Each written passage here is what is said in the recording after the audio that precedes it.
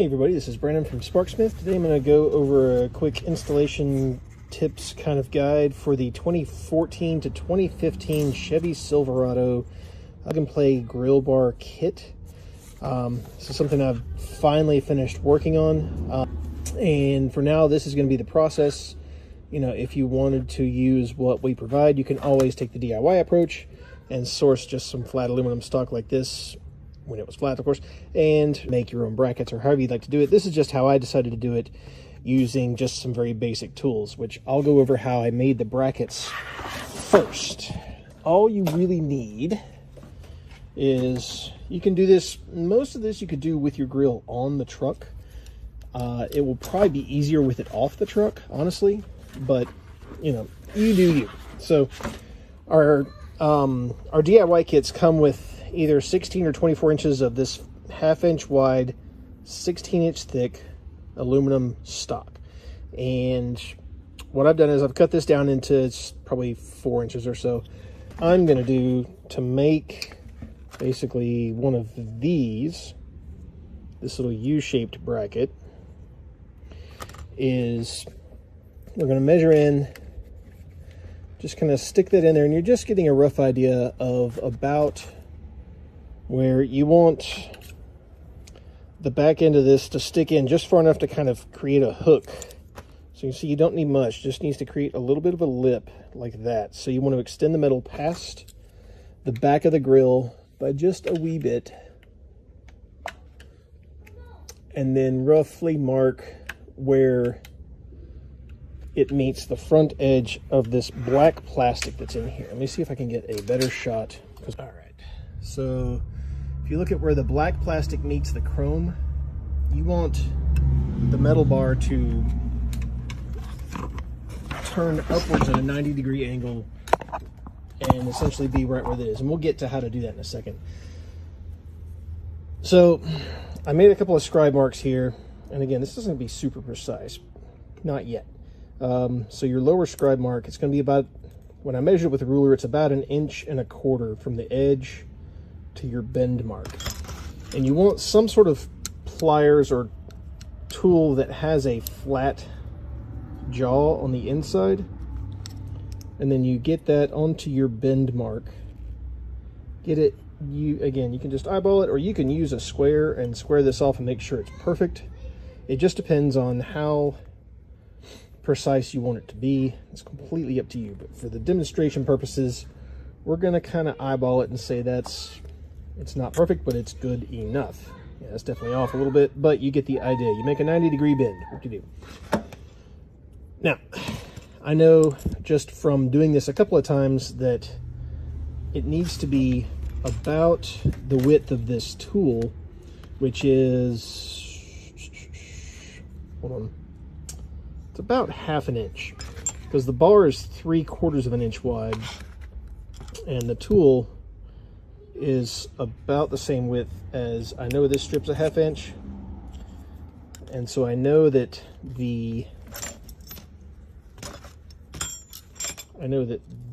this face here needs to be about 1/2 inch, which equates to a 1/2 inch on the inside of the bend. So if you put your tool so that the next bend mark is at 1/2 inch away from the first bend mark, and just take that and fold it over.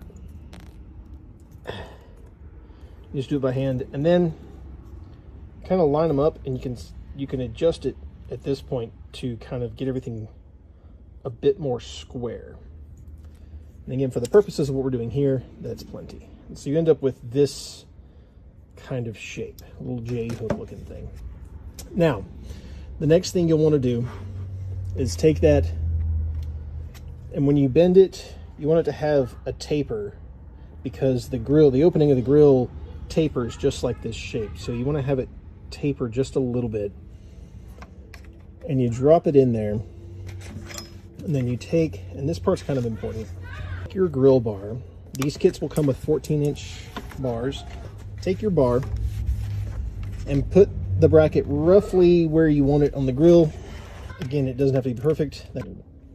You want to line your bar up with the bracket so that the bracket is sitting up against where the wire comes out of the grill bar.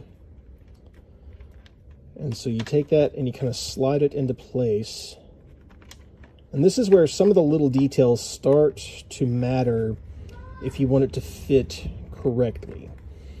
Now again, we talked a minute ago about where the black plastic meets the chrome, and you can see that there's a little bit of a lip there, and you want the grill bar to sit on that lower lip. So you want it to sit down onto the chrome so that it's up against that black lip on the lower portion. And that part's important. Make sure it's on that lower portion and then it's nice and tight up against the bracket here and then against where the black meets the chrome.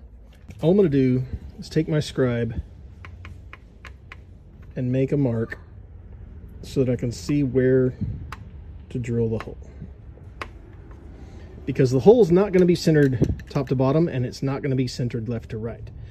So in order for it to sit properly, you got to put the bracket in, mark your hole, and then pull the bracket out. Now the next step will be to, where are we? I've marked my hole. I'm going to go drill this out and then I'll be right back. Okay, so I've got my hole drilled.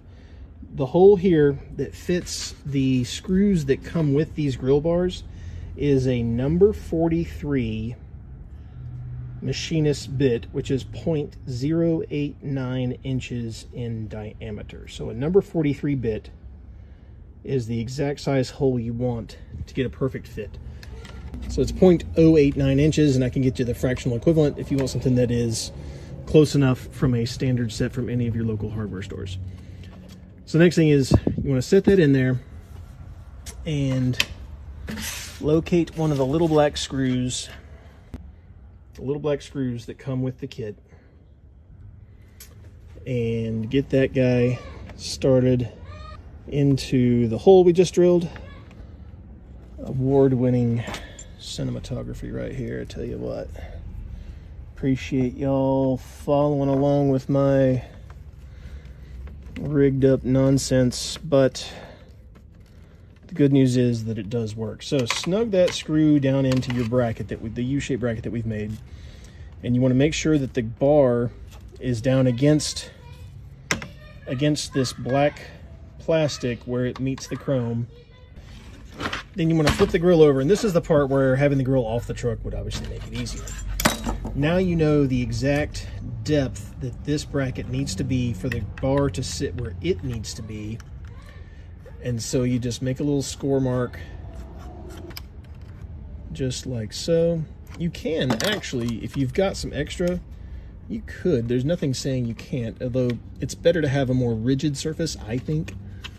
But you could go ahead and kind of bend one of them. You're not going to have enough. You know, if you had a really long piece, you could bend it. However you want to do it, the goal is to end up with a piece that's shaped like this. So, you know, you can use your pliers, or if you've got a small bench vise or something like that, you can take the bracket that you've made. If you bent it like I did, you'll have to push it through the back.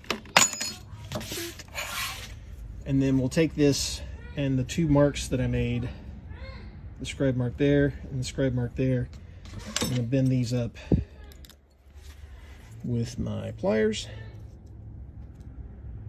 Again, super simple. This is not a complex rocket surgery brain science operation.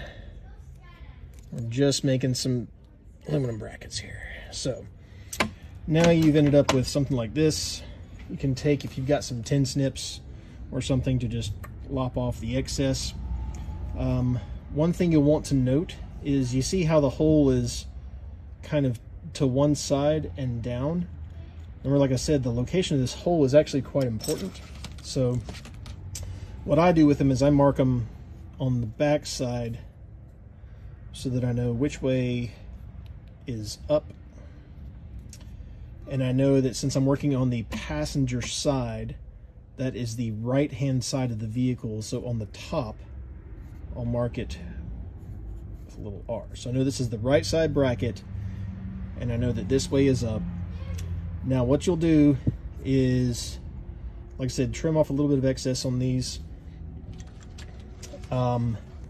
Make a second one for the right side, and then repeat the process for the left hand or driver's side of the vehicle, so that you'll have two that look just like this, and two that will essentially be a mirror image, where the hole will be over here, right? Because it's off center. So you want another two where the hole is off over here. That's just so you have a good mounting surface without interfering. If you made it symmetrical, one, the bar wouldn't sit correctly in the opening, and two, you would end up impacting this wire, because this stuff is so wide that if you put it right in the center, you can see that you would be impacting where the wire comes out, and that wouldn't work very well. You would end up damaging the bar, and it may or may not be covered under warranty. So you need that offset hole both to the side and down a little bit, so the grill bar sits where it needs to and the bracket sits where it needs to.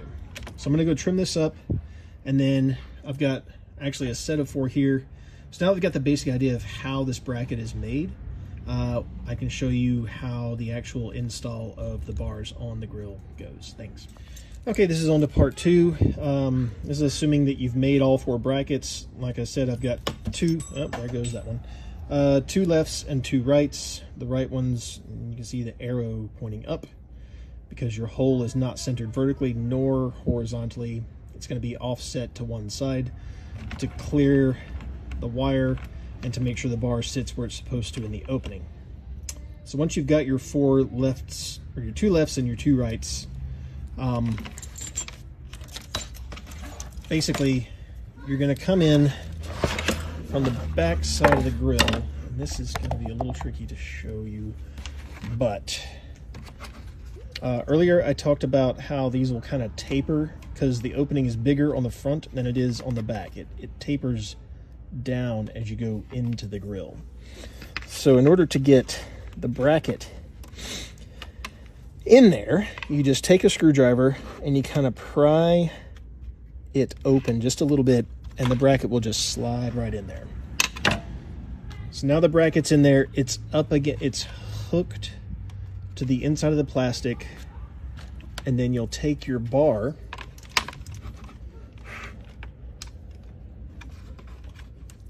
and you'll seat it down like we talked about, and then you'll drop the screw a couple of times, and maybe you'll bitch and moan about it, or maybe you won't have fingers made of butter like I do, and you'll actually hold on to the screw. Oh boy, I hope this is entertaining for somebody. All right, so, and if you started your screws before, they should just thread right in. Don't over tighten these because you will strip out the aluminum, then you'll have to make a new bracket. So just get it snug enough right in here, and then it can't come forward because it's hooked, and it can't go backwards because the bar is screwed into place and it's sitting on this black plastic lip. And then you repeat that process right out here on the other end, and repeat it on the other side, and you've got your grill bars mounted. And once they're mounted, you literally just plug them up. I would show you the harness, but I don't actually have one with me right now. Anyways, the point is, it's a harness.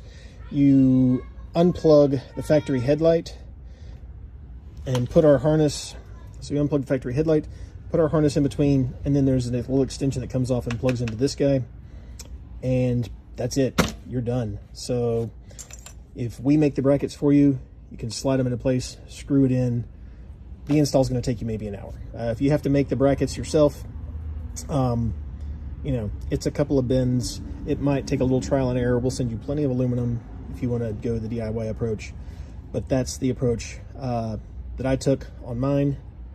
Again, the important bits are to do the U-shape first, and then get the depth correct so that you can get these little locking ears in the correct place so that it sits the correct depth in there, so that this bar sits flush against that black plastic lip. And make sure that the hole is offset so that you're not impacting the wire as it comes off of here, and so that the bar sits correctly down on this bottom lip, so it's got something to rest against all the way across. Because if you don't, it's going to twist and get sucked, probably at highway speeds, into the grill. So you want to make sure it sits nice and flush. So there you have it. That's kind of a quick and dirty. Maybe we'll revisit this when I get enough people complaining that this is a crappy video. But if you like it, then that's great too. What do the kids say these days? Like and subscribe. Enjoy, and email support@sparksmith.com if you have any questions. Thanks, y'all.